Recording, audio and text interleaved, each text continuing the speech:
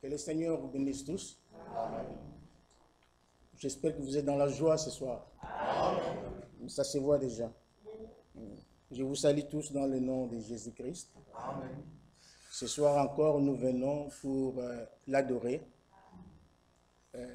Comme le Seigneur lui-même l'a dit à la femme samaritaine dans Jean chapitre 4, que Dieu est esprit et ce Dieu-là a besoin des adorateurs. Il cherche de vrais adorateurs, ceux qui l'adorent en esprit et en vérité. C'est ce que nous voulons encore expérimenter ce soir sous la conduite de son esprit. Donc, nous avons besoin encore de la vérité ce soir, qui est sa parole, et de son esprit, pour que l'adoration soit complète. Alors, sans plus tarder, nous allons continuer notre sujet, commencer le mardi. Et je vous prie de vous lever pour lire un passage de la Bible, le passage que nous avons lu le mardi, Psaume chapitre 1, les 3 premiers versets.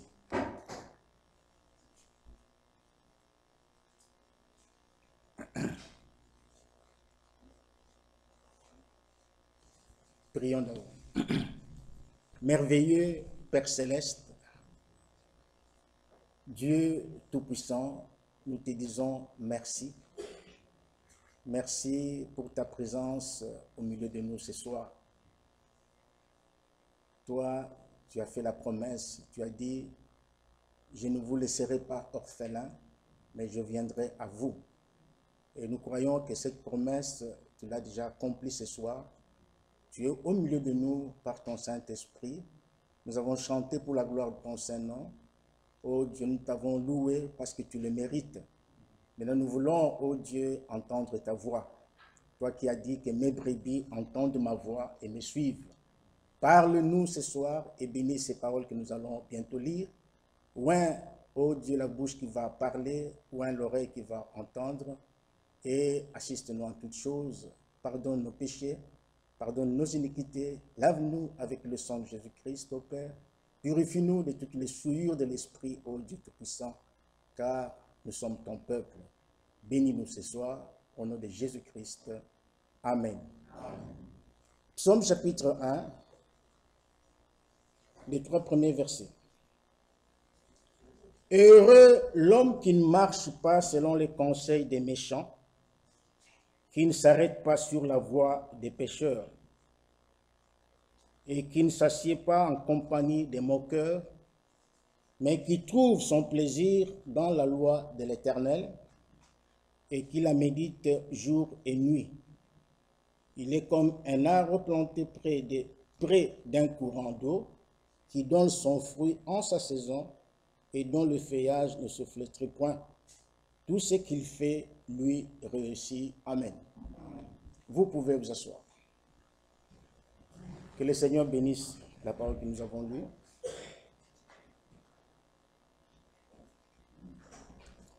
Mardi, nous avons commencé à étudier ensemble ce passage de la Bible et nous avons dit que par ce passage, l'homme de Dieu, David, et donc nous dessine le portrait d'un homme qui est réellement né de nouveau. Donc nous sommes en train de voir le portrait d'un homme qui est vraiment né de nouveau. Vous savez, quand vous êtes témoin d'un cambriolage, par exemple, ou d'un assassinat, d'un meurtre, choses comme ça, et on vous reconnaît comme témoin, la police sait que vous êtes témoin, vous avez été là, vous avez vu le visage de la personne qui a commis le forfait, eh bien, tant qu'on n'a pas encore arrêté la personne, à la police, vous allez décrire, on vous demanderait de décrire le visage de la personne que vous avez vue. Alors, lorsque vous allez commencer à décrire, il avait une petite calvitie, comme Museau par exemple, il avait ceci, donc vous commencez, il avait un nez, je ne sais pas comment. Lorsque vous décrivez, pendant que vous décrivez, le spécialiste, je ne sais pas comment on l'appelle, est en train de faire son croquis. Il est en train de faire un portrait.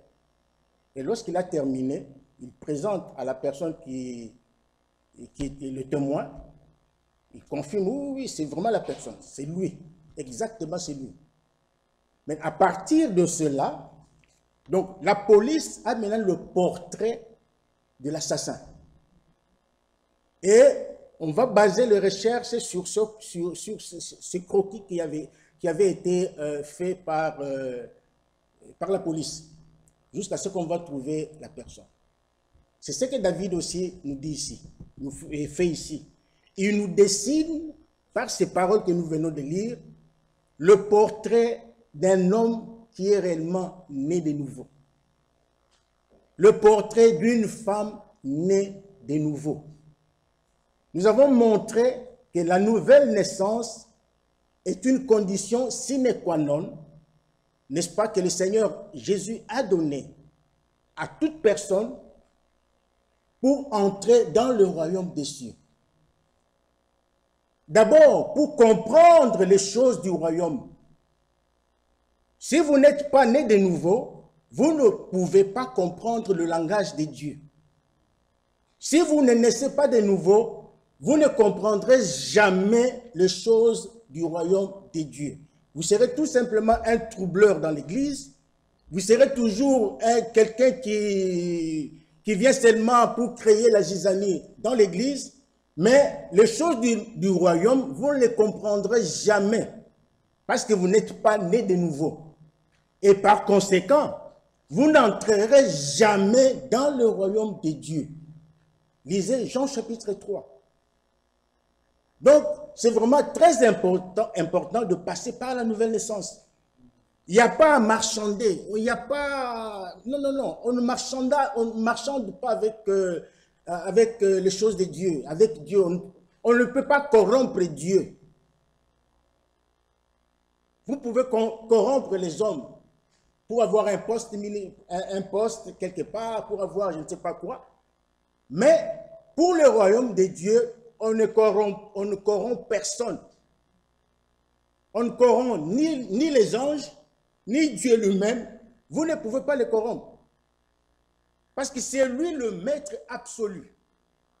C'est lui, le royaume de Dieu lui appartient.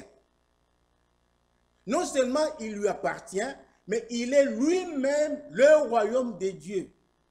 Parce qu'il pouvait dire, un jour, il était au milieu, il parlait avec des pharisiens et les gens. À un moment donné, il leur dit, le royaume de Dieu est au milieu de vous. Jésus était là en train de parler, comme je vous parle ce soir, mais il dit que le royaume de Dieu est au milieu de vous. Donc celui qui voyait Jésus, voyait le royaume de Dieu. Alléluia. Soyez éveillés, réveillez-vous. Donc, ici, nous voyons le portrait d'un homme qui est né de nouveau. Un homme qui est réellement né de nouveau, sa vie est une vie de sacrifice. Sa vie est une vie de consécration. Qu'est-ce que je veux dire par là? Que sa vie ne lui appartient plus désormais. Sa vie appartient à Dieu. Il appartient à Dieu. Donc il ne vit plus pour lui-même, non. Mais il vit pour Dieu. Sa vie appartient à Dieu. C'est pourquoi nous avons dit mardi que c'est un homme spécial. Quelqu'un qui est né de nouveau est un homme spécial. C'est un homme différent des autres, des gens du monde. Sa vie doit être différente de ces gens du monde. Parce qu'il n'a plus, donc il ne vit plus pour lui-même. Non. il a donné sa vie à Christ. Et Christ lui a donné sa vie. C'est comme ça. Donc, c'est un échange. Toi, tu prends ta vie, tu la donnes à Christ, et Christ prend la sienne, il te la donne. C'est ça la nouvelle naissance. C'est ça un homme qui est né de nouveau. Il a une vie de consécration. C'est-à-dire que sa vie est consacrée à la parole de Dieu. Sa vie est consacrée à la prière. Un véritable homme de Dieu, un véritable enfant de Dieu, qui est né de nouveau, toute sa vie est consacrée à Dieu.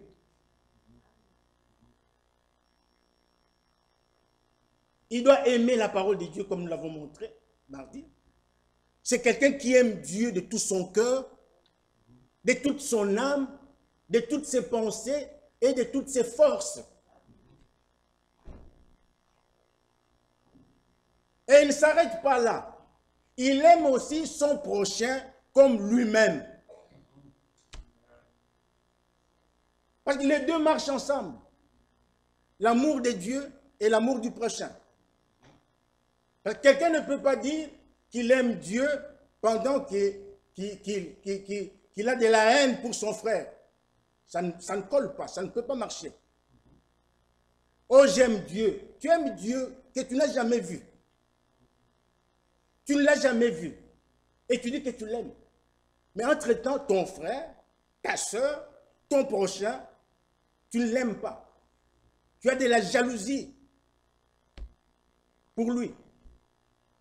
Ça, ce n'est pas l'amour. Ce n'est pas ça la nouvelle naissance. Parce que la nouvelle naissance, c'est une expérience. Alléluia. C'est une expérience. J'espère que vous me suivez. Amen. La nouvelle naissance est une expérience. Parce qu'avec Dieu, on fait des expériences. Et les expériences surnaturelles. Parce que Dieu est surnaturel. Et quand on fait des expériences avec Dieu, ce sont des expériences surnaturelles. L'amour de Dieu est réel. L'amour de Dieu est réel. Nous allons développer ça, Dieu voulant, le dimanche prochain. Le dimanche après-demain. Je disais que la vie d'un homme qui est né de nouveau est une vie de consécration et de sacrifice. Nous allons lire quelques passages pour confirmer cela. Commençons d'abord dans 1 Samuel chapitre 1. 1 Samuel chapitre 1. Ici, on nous relate l'histoire de cette femme Anne, que vous connaissez tous. Tout lecteur de la Bible connaît l'histoire de cette femme. C'était une femme stérile et cette femme connaissait Dieu. Et elle savait que pour avoir un enfant, elle doit, n'est-ce pas, recourir à l'Éternel. Alors, elle a prié Dieu et pendant qu'elle priait Dieu, elle a dit ceci, au verset 11, 1 Samuel 1, verset 11. La Bible dit, elle fit un vœu en disant, Éternel des armées, si tu daignes regarder l'affliction de ta servante, si tu te souviens de moi et n'oublie point ta servante, et si tu donnes à ta servante un fils, je le consacrerai à l'Éternel. Alléluia. Amen. Vous connaissez bien la suite. Lorsque Dieu a exaucé sa prière, il lui a donné un fils à qui il a donné le nom de Samuel. Et cette femme, après que l'enfant a été sévré, elle a amené cet enfant au temple. Elle a remis cet enfant au sacrificateur, je crois, Élie, je pense. Il lui a remis l'enfant. Et cet enfant a vécu dans le temple de Dieu. Il a grandi dans le temple de Dieu. Cet enfant était consacré à l'Éternel dès son bas âge, dès sa naissance. Donc, il a été élevé dans... Donc, c'est l'Éternel qui l'avait élevé. Consacré depuis son enfance. Et puisque cet enfant était consacré, qu'est-ce que Dieu a fait de cet enfant? Il a fait de lui un prophète. Un grand prophète. Vous connaissez l'histoire de Samuel. Donc, cet enfant a été consacré. Il a grandi dans les affaires de Dieu. Il a grandi dans les choses de Dieu. Il connaissait ce que c'est la prière, la définition de la prière. Il était consacré à la parole de Dieu. À tel point que Dieu s'est révélé à lui, Dieu lui a parlé, Dieu s'est servi de lui, Dieu a fait de grandes choses dans son ministère. Pourquoi? Parce que toute sa vie, il était consacré à Dieu. Amen. Et ça doit être pour chacun de nous ce soir, mes frères et sœurs. Nous devons être consacrés à Dieu de telle manière que lorsque Dieu te voit, il voit sa gloire. Il voit sa gloire. Nous devons avoir une vie de consécration. Nous négligeons beaucoup ces choses. Nous avons pris l'habitude de venir à l'église comme si nous venions je ne sais pas, dans une maison de jouets, comme si on allait à Walibi, par exemple. Hein? Nous oublions ce que nous allons faire à la maison de Dieu. Mais Jésus a dit que la maison de mon Père est une maison de prière. Une maison d'adoration. Si nous venons dans la maison de Dieu, c'est pour adorer Dieu. Si nous venons dans la maison de Dieu, c'est pour connaître Dieu. Si nous venons dans la maison de Dieu, c'est pour faire des expériences avec les dieux tout-puissants. Et si vous lisez dans la Bible, mes frères, tous ceux qui ont expérimenté Dieu dans leur vie avaient une vie de consécration. Ils avaient une vie de prière. Les frères Branham racontent les hommes de Dieu d'autrefois qui sont venus avant lui. Il rend témoignage de tous ces gens-là. Il y en a même un, je ne sais plus quel est son nom, il était tellement dans la prière au point où il ne pouvait plus, quand il a terminé de prier, il ne pouvait plus ouvrir ses yeux. Je ne sais pas comment il s'appelle encore. Il ne pouvait pas ouvrir les yeux. C'était tellement qu'il avait duré dans la prière. Et frère Branham rend témoignage pour son propre témoignage à lui. Il dit, si Dieu fait de grandes choses dans ma vie, c'est parce que je suis un homme consacré. C'est parce que je jeûne et je prie régulièrement. Or, le jeûne et la prière, mes frères, doivent faire partie de notre vie quotidienne. Nous devons avoir cette vie de prière. Ça doit être collé à nous. Il faut que la prière devienne une nécessité dans la vie de quelqu'un qui est réellement né de nouveau. Je ne dis pas que vous n'êtes pas enfant de Dieu parce que vous ne priez pas. Non, pas du tout. Sachez une chose. Le diable nous a toujours combattus. Le diable n'aime pas la prière. Le diable n'aime pas cette vie de prière, de consécration. Donc, c'est un combat. Vous devez comprendre que c'est un combat.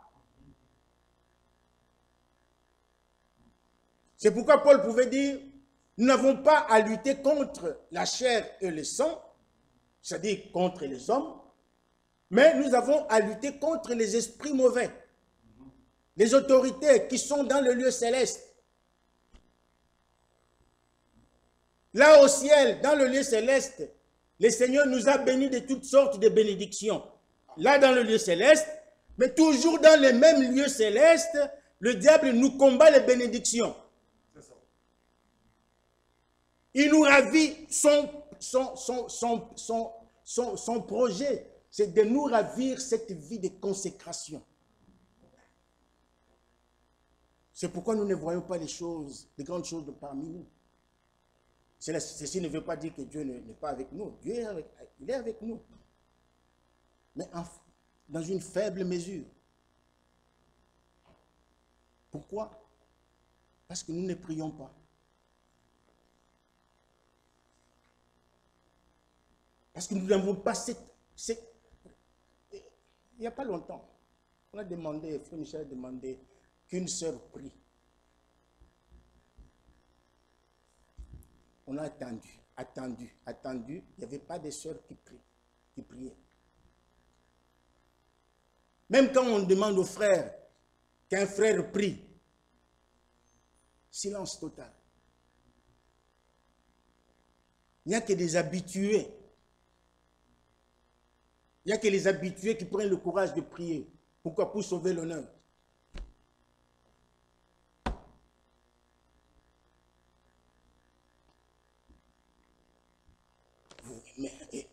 Et pourtant, quand nous lisons la Bible, nous rendons témoignage. Quand nous lisons la Bible, nous disons que Dieu a fait des grandes choses dans la première église. Ah, les premiers disciples, oh, c'était vraiment des hommes de feu. C'est ce que nous disons toujours. Lorsque nous lisons la Bible, ah, c'était des hommes bouillants. Il y avait même eu des femmes, une femme telle. On cite même des femmes. Mais ce qui était au commencement, c'est ce que nous devons vivre aussi à la fin. La parole qu'ils ont reçue au commencement, c'est la même parole que nous avons reçue en ce temps de la fin. L'esprit qui les a animés, l'esprit qui les a conduits et qui a fait de grandes choses, des miracles parmi eux, c'est le même esprit que nous avons reçu aujourd'hui.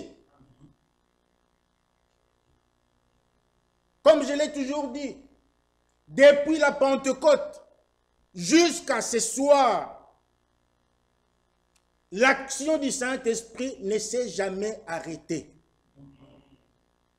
Jésus-Christ est le même hier, aujourd'hui et pour toujours. Il ne change pas, il est le même. Le même Dieu, la même parole, le même esprit que nous avons aujourd'hui. Mais pourquoi il n'y a pas ces choses? Pourquoi nous ne voyons pas la gloire de Dieu au milieu de nous? Pourquoi nous ne voyons pas de grandes choses au milieu de nous? C'est vous qui mettez un frein. Ou pour vous consoler, c'est nous qui mettons un frein. Mes frères et sœurs, prenons ces choses vraiment au sérieux. Beaucoup se consolent peut-être dire que non, à la troisième, comment on appelle ça, à la pluie de l'arrière-saison, oui, la pluie va tomber, nous allons faire des grands miracles, nous allons faire ceci. Non, non, non, non. Si aujourd'hui, tu ne marches pas avec le Saint-Esprit, ne compte pas ces jours-là. Oublie ces jours-là. Ça doit commencer maintenant. C'est maintenant que tu dois commencer à expérimenter Dieu. C'est maintenant que tu dois commencer à expérimenter la conduite du Saint-Esprit. Parce que la Bible dit dans Romains 8, 14, que tous ceux qui sont conduits par le Saint-Esprit sont fils de Dieu. Les véritables enfants de Dieu sont conduits par le Saint-Esprit jour et nuit. N'attendez pas ces jours-là. Non, non, non. Ces jours-là, l'Esprit tombera sur l'ensemble de l'Église. Et ça sera dans le monde entier au même moment. La pluie de l'arrière-saison, elle va tomber sur l'ensemble de l'Église. Mais maintenant, Dieu donne le Saint-Esprit à celui qui croit. Il donne le Saint-Esprit à celui qui est obéissant. Il donne le Saint-Esprit au véritable vainqueur, au véritable combattant. Dieu nous voit tous les jours. Dans Ésaïe et Ézéchiel, je ne sais pas, 48 je pense, il est écrit « Maudit quiconque fait l'œuvre de Dieu avec négligence ». Si Dieu ne fait rien dans ta vie, c'est parce que tu es négligent. Tu fais l'œuvre de Dieu, c'est vrai, mais avec négligence. Et pour cela, il y a la malédiction sur toi. Ce n'est pas moi qui le dis, c'est Dieu lui-même qui l'a dit dans sa parole. Donc, la vie d'un homme qui est réellement né de nouveau est une vie de sacrifice. C'est une vie de consécration, comme je l'ai dit. Nous n'allons pas nous attarder là-dessus. Lisons Matthieu chapitre 16 pour évoluer. Parce qu'il y a beaucoup de choses à dire. Matthieu chapitre 16, le verset 24. Matthieu 16, 24. La Bible dit, « Alors Jésus dit à ses disciples, « Si quelqu'un veut venir après moi, qu'il renonce à lui-même, qu'il se charge de sa croix et qu'il me suive. » Vous voyez, ici, il est question de renoncer. Renoncer à quoi? Renoncer à sa propre vie. Il dit qu'il renonce à lui-même. Donc Jésus te parle ce soir, mon frère, ma soeur. Il dit, si tu veux le suivre, tu veux aller après lui, tu veux marcher avec lui, la première chose que tu dois faire dans ta vie, c'est de renoncer. Renoncer à ta propre vie. Parce que ta vie ne t'appartient plus. Ta vie, lui, il cherche ta vie. Donne-lui ta vie. Il a besoin de ta vie. Pour en faire quoi? Pour la façonner à sa manière. Pour la modeler à sa manière, selon sa parole. Parce que ta vie est une mauvaise vie. Est une vie attachée aux choses du monde.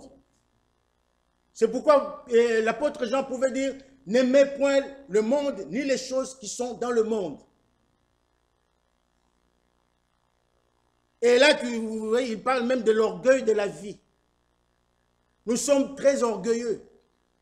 Nous sommes hautains. Nous sommes attachés aux choses du monde, comme ce jeune homme riche.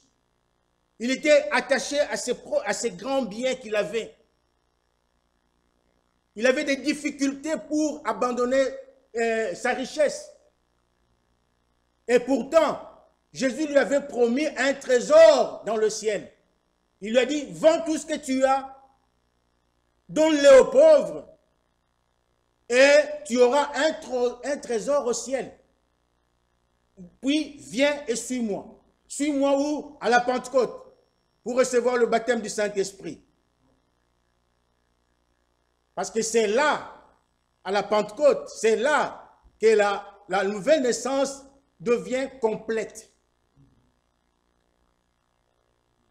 Est-ce que vous me suivez? Donc, il était attaché à ses biens, comme beaucoup aujourd'hui parmi nous sont attachés à leur richesse, sont attachés à leurs biens. Ils aiment beaucoup leurs biens. La jalousie, les animosités, les querelles, toutes ces choses sont encore attachées à nous. Et nous aimons cela. Et nous avons montré, comme frère Franck l'a souligné, que si quelqu'un a encore ces choses dans sa vie, le royaume de Dieu, il est exclu du royaume de Dieu.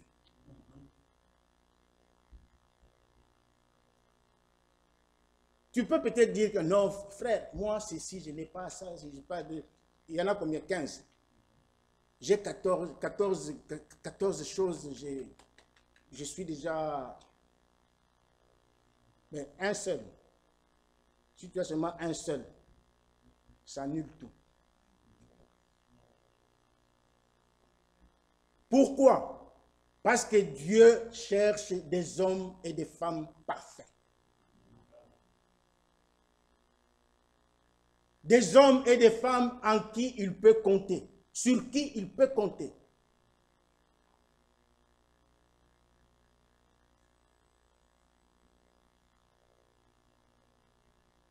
Donc, il s'agit de renoncer à sa propre vie.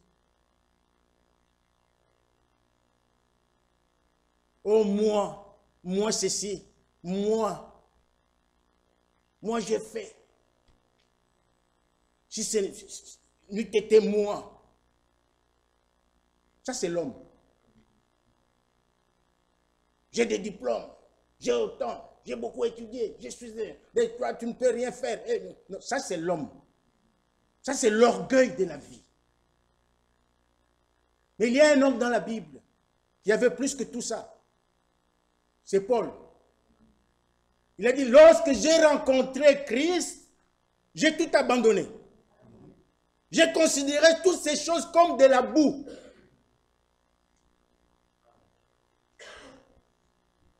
Paul était un grand docteur. Il connaissait bien la loi. Mais lorsqu'il a rencontré Christ, les choses ont changé dans sa vie. Il a tout rejeté. Il a rejeté son honneur qu'il avait.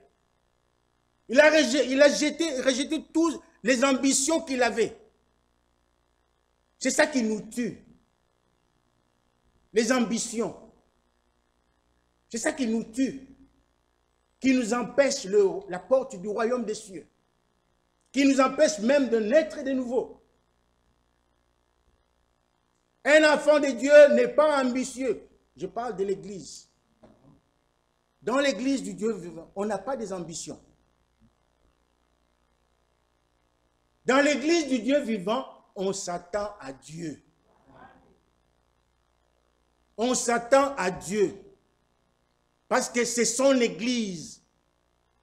C'est son église à lui. C'est lui qui coordonne toutes choses dans son église. C'est lui qui conduit. Par le Saint-Esprit, conduit son peuple. Et la Bible dit que quand le consolateur sera venu, l'Esprit de vérité, il vous conduira dans toute la vérité. Et la vérité, c'est la parole de Dieu. Alléluia. Donc, Dieu conduit son peuple par le Saint-Esprit.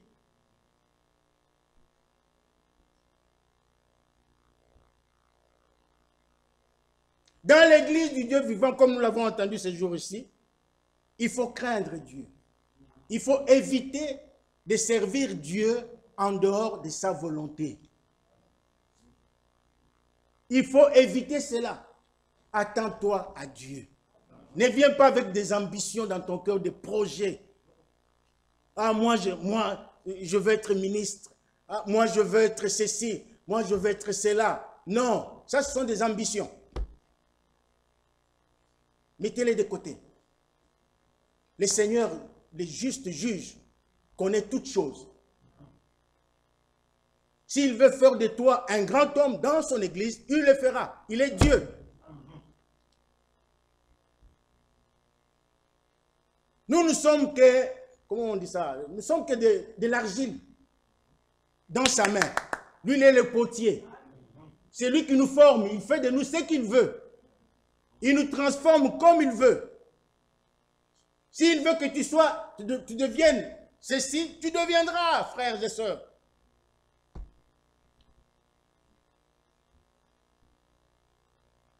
Parce que ce sont les ambitions qui tuent l'Église.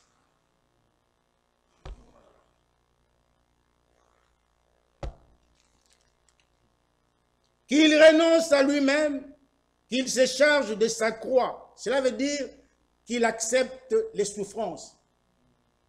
Tu es un enfant de Dieu, tu dois accepter les souffrances, les difficultés. Tu dois accepter les épreuves. Parce que Jésus a accepté de porter sa croix pour que toi tu sois candidat au ciel, du ciel. Il a porté sa croix pour tes péchés. Il a porté sa croix pour tes maladies, pour tes iniquités, pour que tu sois sauvé, pour que tu sois un enfant de Dieu. Maintenant, lui aussi, à son tour, il dit, si tu veux venir après moi, tu dois d'abord renoncer à ta vie, comme lui-même avait renoncé à sa vie. Parce que Jésus avait renoncé à sa propre vie. Dites au moins amen à ça. Il avait renoncé à sa vie. Il était là dans sa gloire, assis sur son trône de gloire. Mais quand il t'a vu dans le bourbier, qu'est-ce qu'il a fait? Il a abandonné sa gloire, il est descendu sur la terre. Il t'a donné, pour que toi tu prennes sa vie et que toi tu puisses lui donner sa vie.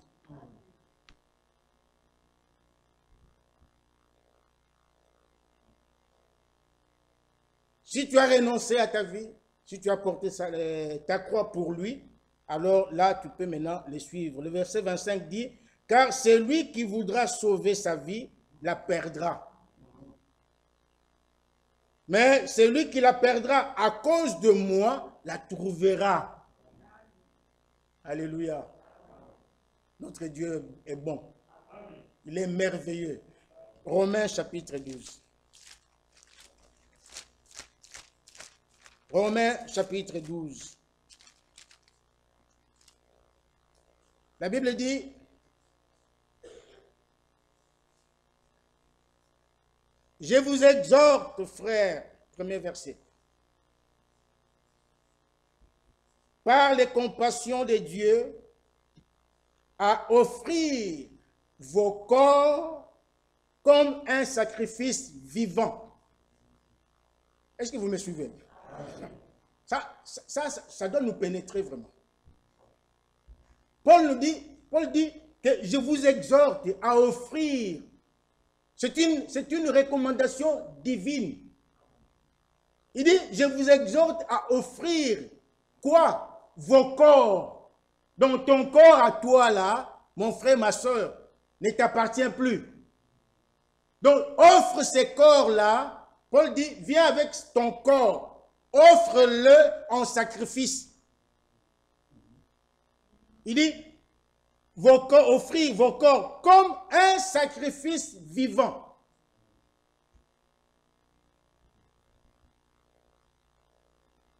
Si nous allons dans l'Ancien Testament, nous n'avons pas le temps de le faire maintenant, mais vous verrez que quand on offrait des sacrifices à Dieu, on prenait un agneau ou une autre bête. Ça devait être un agneau sans tache, pas de défaut, pas un œil crevé, pas une patte cassée, non. C'était un agneau entier. Ça, c'est la première chose.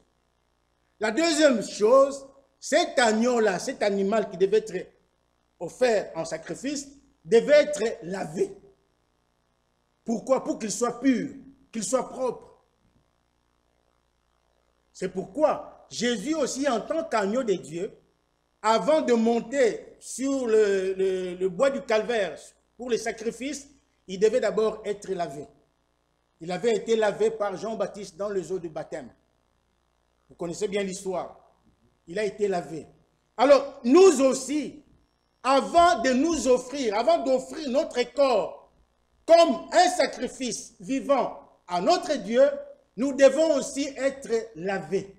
Nous devons être purifiés. C'est pourquoi le verset continue, il dit, comme un sacrifice vivant, saint. Je m'arrête d'abord là. Un sacrifice vivant, saint. Donc, tu dois être saint. C'est pourquoi mardi, nous avons insisté sur la sanctification. Parce que Dieu exige la sanctification.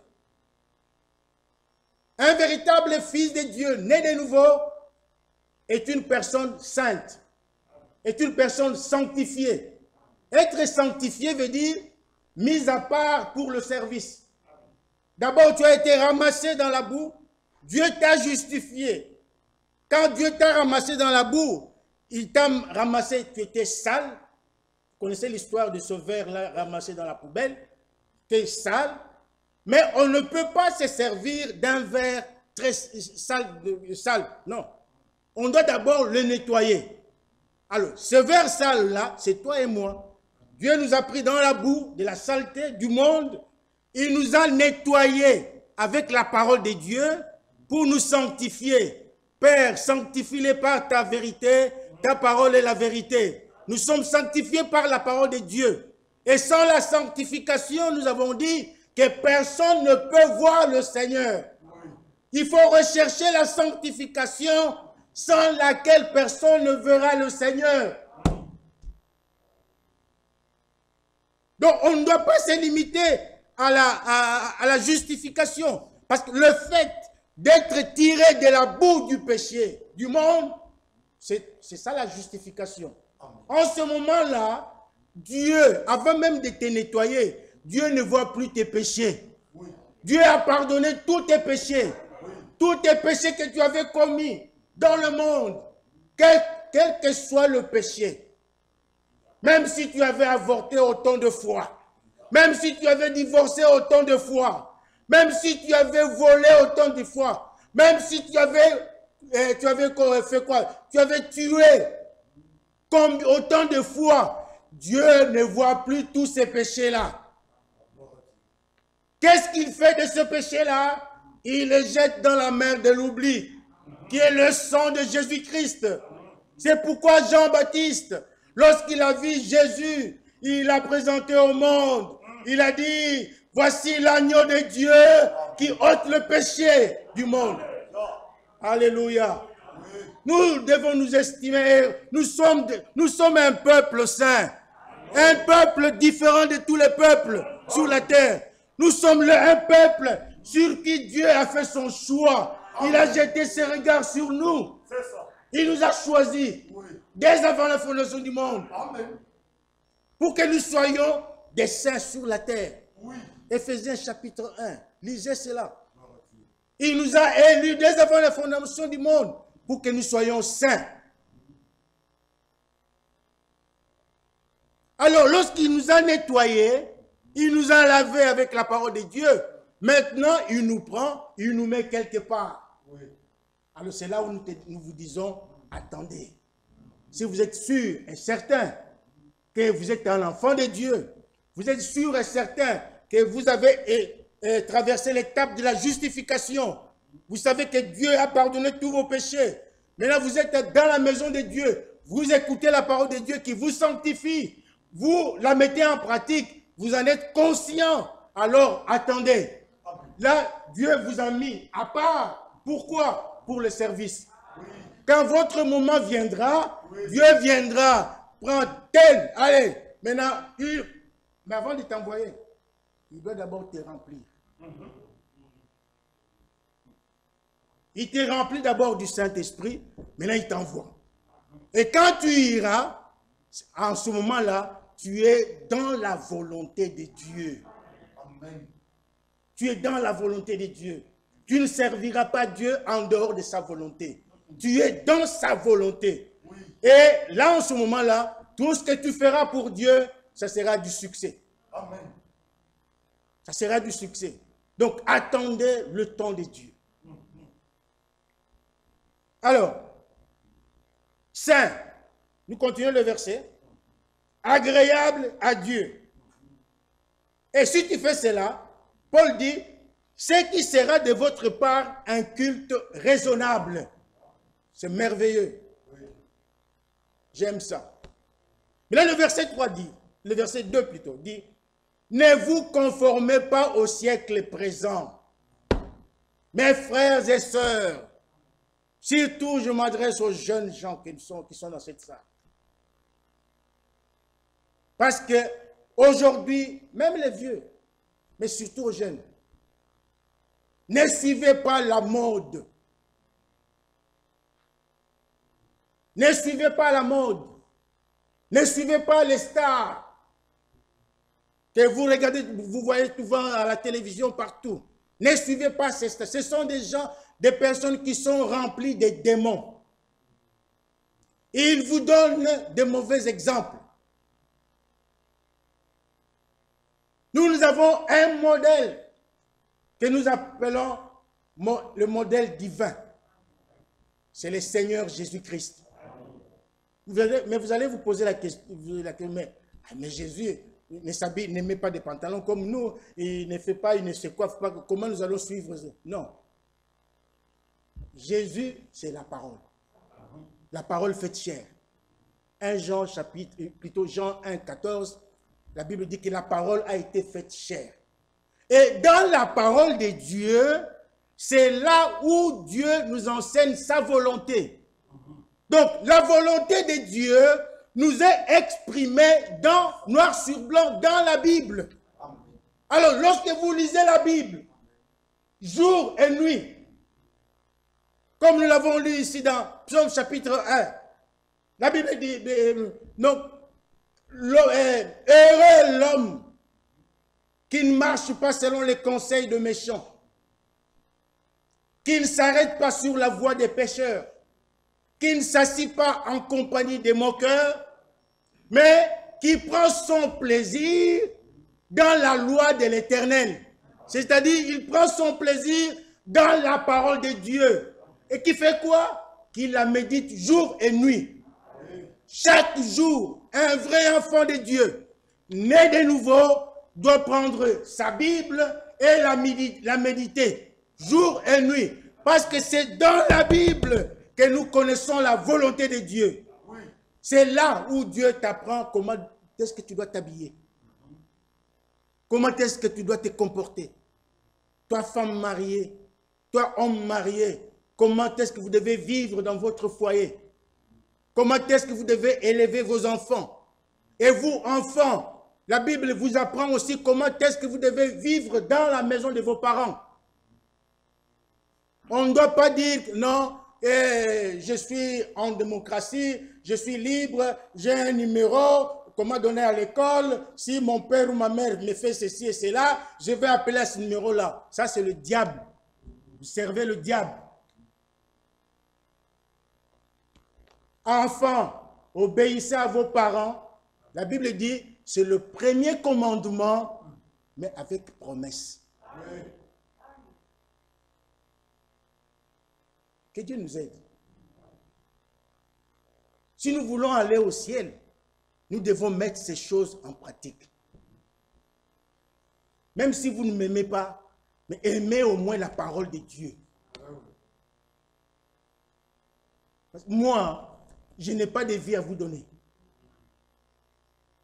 Mais dans la parole de Dieu, il y a la vie. Jean dit, en elle, il y a la vie. Et la vie était la lumière des hommes. Alléluia. Mais à tous ceux qui l'ont reçu, parce que beaucoup l'ont rejeté, ceux qui n'aiment pas le Seigneur ont rejeté la vie, ont rejeté la parole de Dieu. Mais la Bible dit qu'à tous ceux qui l'ont reçu, à ceux qui croient en son nom, cette parole a donné le pouvoir de devenir enfants de Dieu. C'est par la parole de Dieu que nous devenons enfants de Dieu. C'est par la parole de Dieu que nous naissons de nouveau. Sans la parole de Dieu, il n'y a pas de nouvelle naissance. Il n'y en a pas. Sans la parole de Dieu, il n'y a pas le Saint-Esprit. Parce que la condition pour avoir le Saint-Esprit, c'est d'obéir à la parole de Dieu. Nous sommes témoins de ces choses. Et le Saint-Esprit que Dieu donne à ceux qui lui obéissent. Acte 5, 32. Que Dieu nous aide, mes frères et sœurs. Donc, vous ne vous conformez pas au siècle présent, mais soyez transformés par le renouvellement de l'intelligence. Pourquoi? Afin que vous discerniez quelle est la volonté de Dieu, ce qui est bon, agréable et parfait. Amen. Un homme de Dieu née de nouveau, une fille de Dieu, née de nouveau, a le discernement. Dieu lui donne le discernement. Elle sait comment marcher. Il sait comment marcher. Il doit discerner la volonté de Dieu. Il est censé connaître la volonté de Dieu. Philippiens. Philippiens chapitre 1.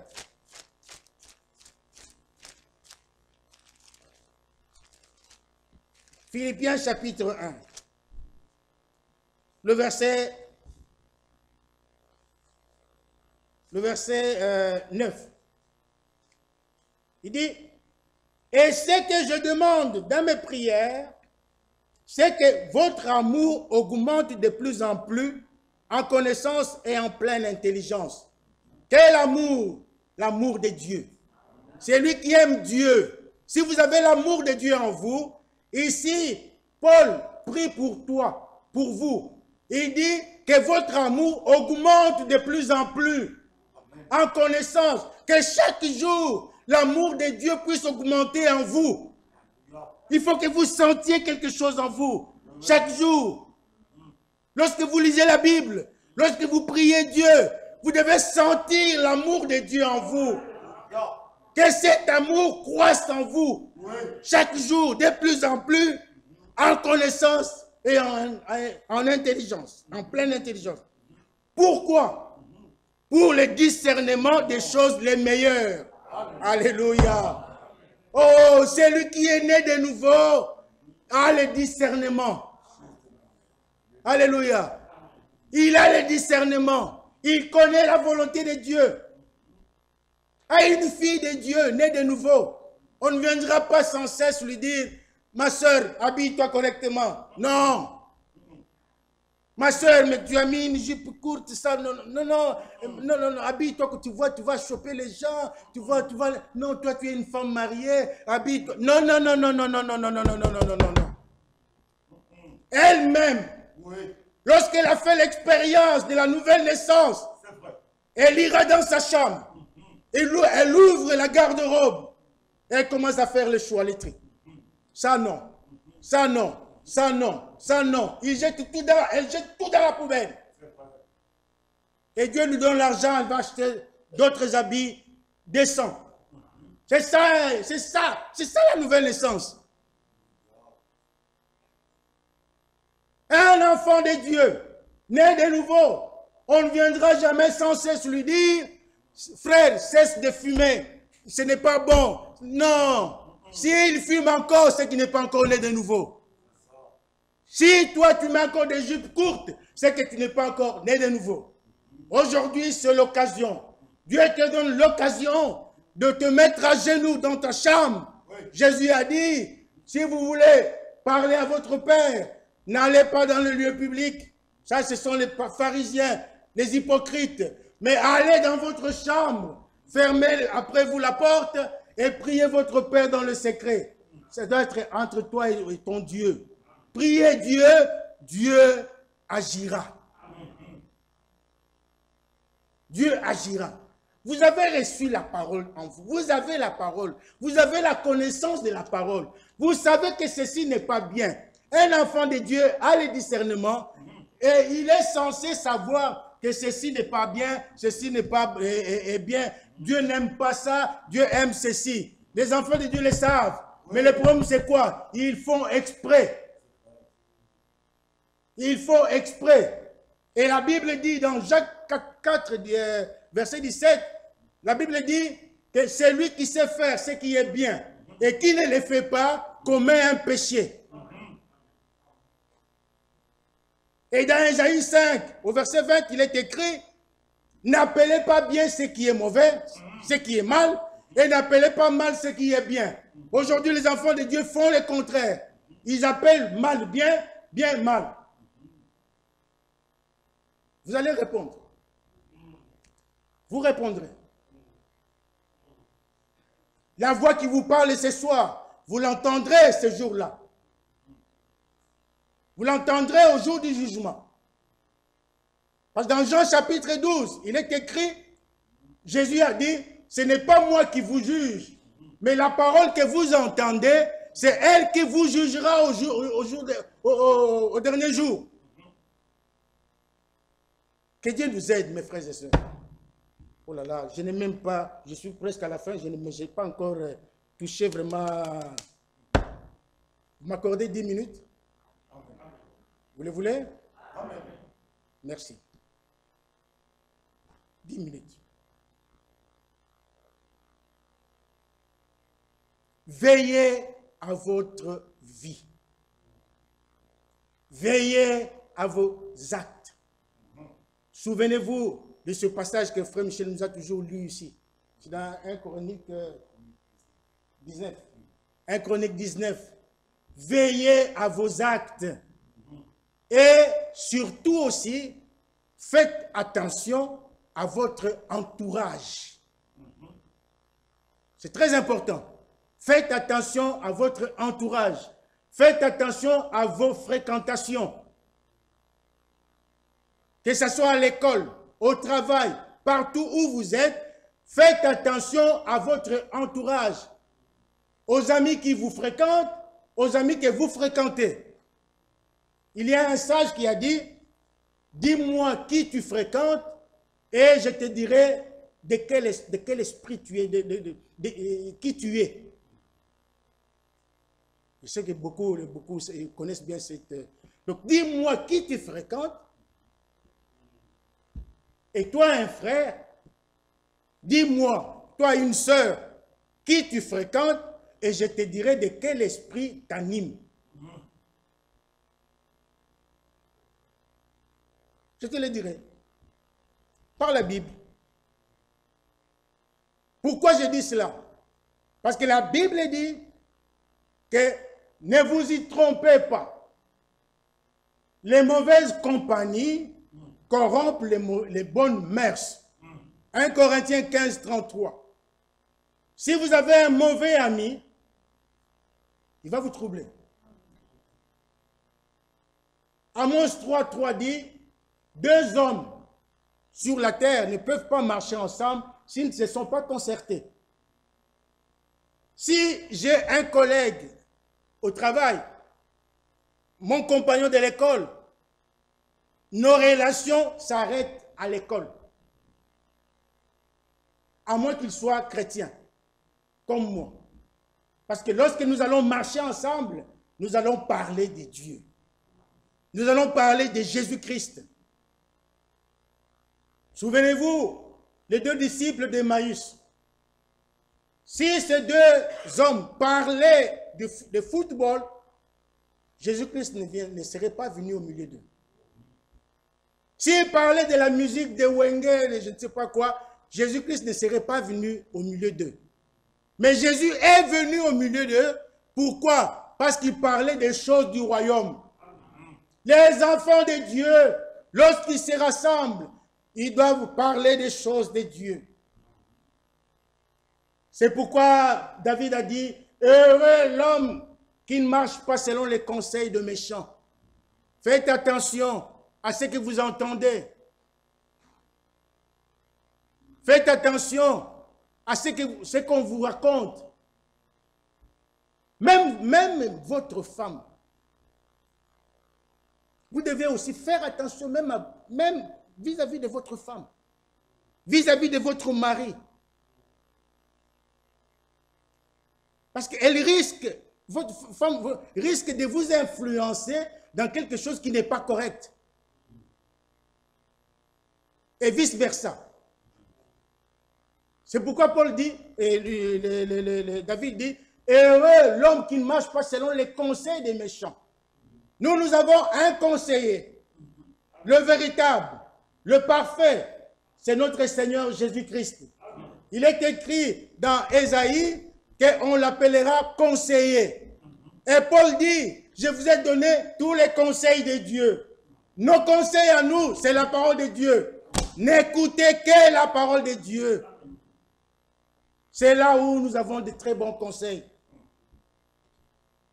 Oh mes frères et sœurs, si vous lisez, David a dit, cet homme-là qui est né de nouveau, c'est quelqu'un qui est qui trouve son plaisir dans la loi de l'Éternel. Il la médite jour et nuit.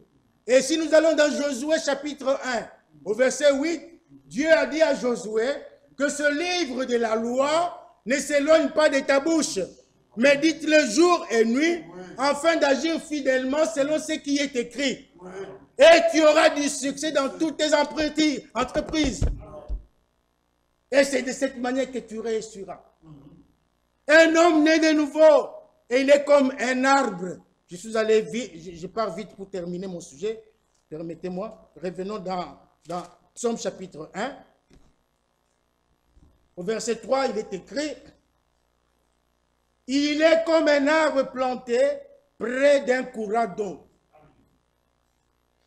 qui donne son fruit en sa saison et dont le feuillage ne se flétrit point. Tout ce qu'il fait lui réussit. Dieu nous compare à un arbre. Un homme qui est né de nouveau, il est comparé à un arbre. Mais pas n'importe quel arbre. Mais l'arbre qui est planté près des courants d'eau. Jérémie 17. Jérémie 17. Versets 7 et 8. Jérémie 17, versets 7 et 8, il dit: béni soit l'homme qui se confie dans l'Éternel. Alléluia. Et dont l'Éternel est l'espérance. Amen. Il est comme un arbre planté près des eaux et qui étend ses racines vers les courants. Il n'aperçoit point la chaleur quand elle vient et son feuillage reste vert.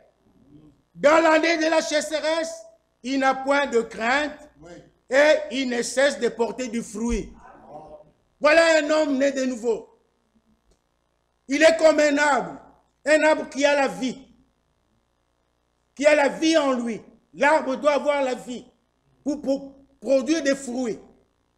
Il doit avoir la vie. Alors c'est comme ça qu'un homme né de nouveau est comme, il est comme un arbre qui a, la parole est tellement en lui qu'il produit des fruits à tout moment. Qu'il vente, qu'il neige, qu'il y ait des épreuves, des difficultés, la mort, la faim, tout ça, rien ne peut le séparer de l'amour de Dieu. C'est un homme qui est planté près des courants d'eau. Le feuillage, son feuillage ne flétrit pas. Il est toujours vert. Et dans Galates chapitre 5, au verset 22, la Bible dit, mais les fruits de l'esprit, c'est l'amour. Je peux le lire? Amen.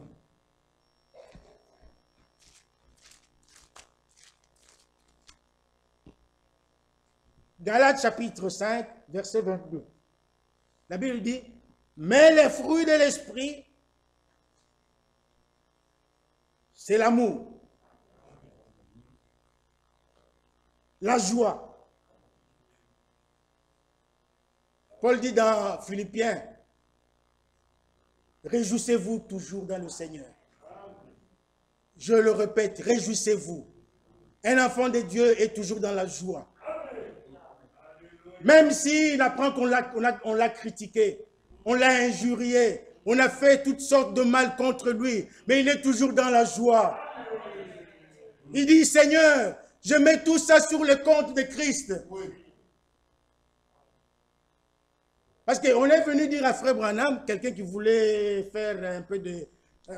Oh, Frère Branham, tel monsieur t'a critiqué, il a dit beaucoup de choses sur toi.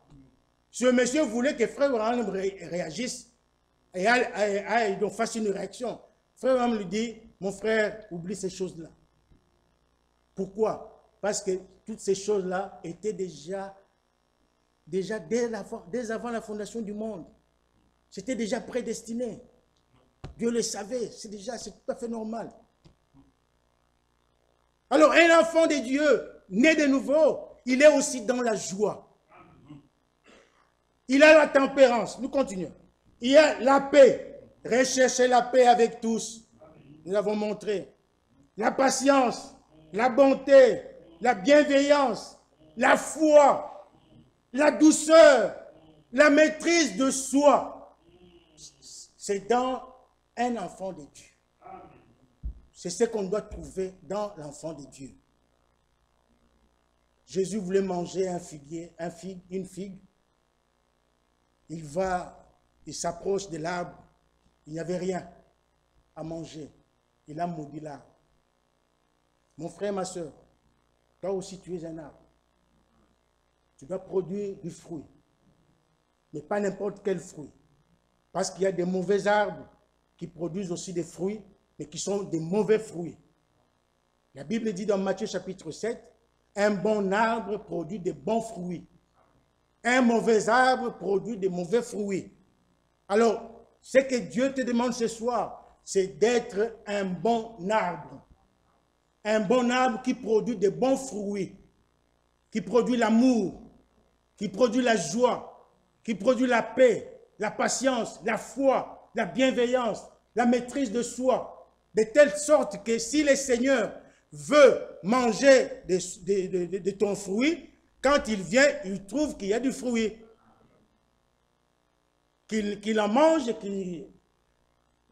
et que ça lui fasse du bien. Nous aussi, nous voulons manger les fruits des uns et des autres. Je vois Frère Bouvic, donc je veux manger l'amour, je vais chez Frère Bouvic, je trouve l'amour, je suis content. Et vice-versa.